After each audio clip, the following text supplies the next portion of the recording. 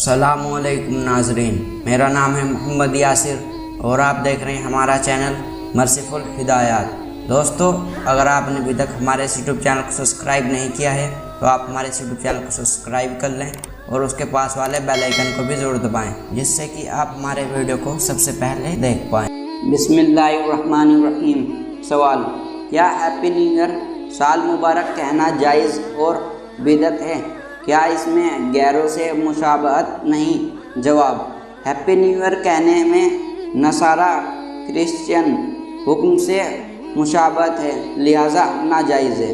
حوالہ: کتاب الفتویٰ 6/125 سے ماخوذ۔ رسول اللہ صلی اللہ علیہ وسلم نے فرمایا ہے کہ خدا اس بندے کو تر و تازہ رکھے جو میری بات سنے اور اس کو صحیح یاد کر لے اور دوسروں تک جیوں کا تیوں پہنچا دے۔